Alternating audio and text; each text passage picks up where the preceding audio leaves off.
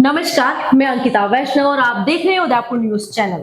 किताबों में ढूंढते रहे बच्चे सफलता की निशान और सिस्टम में घूमता रहा एक नाम मनीषा। कहीं फिजिक्स के सवालों में मनीषा, कहीं बायोलॉजी के जालों में मनीषा और कहीं ट्रांसलेशन से लेकर नेटवर्क तक हर बवाल में मनीषा। देश की सबसे बड़ी मेडिकल परीक्षा नीट, जहां लाखों छात्र डॉक्टर बनने का सपना लेकर एग्जाम हॉल में बैठते हैं। माँ बाप अपनी जमा पूंजी बच्चों की पढ़ाई पर लगा देते हैं और बच्चे सोचते हैं कि मेहनत करेंगे तो एक दिन सफेद कोट जरूर पहनेंगे। लेकिन अब लगता है कि सफेद कोट तक पहुंचने का रास्ता किताबों से नहीं बल्कि कनेक्शन से होकर गुजर रहा था, क्योंकि नीट पेपर लीक मामले में जो खुलासे हुए हैं उन्होंने पूरे देश को झकझोर कर रख दिया है। और इस पूरे मामले का सबसे चर्चित नाम बन चुका है मनीषा कनेक्शन।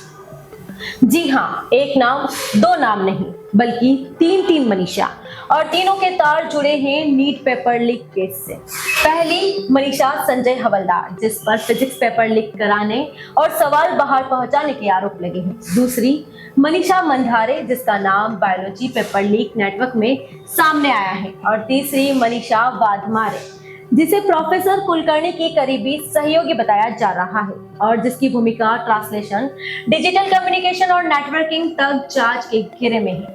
यानी जिस परीक्षा से देश को डॉक्टर मिलने थे, वहीं अब मनीषा गैंग की चर्चा हो रही है। सूत्रों के मुताबिक mobile chats, call records, digital trail और पैसों के लेन देन ने इस नेटवर्क की कई परतें खोल दी है। जांच एजेंसियों का मानना है कि ये खेल सिर्फ एक शहर या एक राज्य तक सीमित नहीं था, बल्कि कई राज्यों तक इसकी कड़ियां फैली हुई थी। सबसे चौंकाने वाली बात यह है कि देश के बड़े पेपर लीक मामलों में पहली बार महिला आरोपियों का इतना बड़ा नेटवर्क सामने आया है। और उससे भी ज्यादा हैरानी की बात यह है कि तीनों के नाम भी एक जैसे, मनीषा। अब इसे इत्तेफाक कहे या सिस्टम में बैठा कोई गहरा कनेक्शन, लेकिन देश भर में अब एक ही सवाल चर्चा में है, आखिर पेपर लीक का ये मनीषा कनेक्शन क्या है।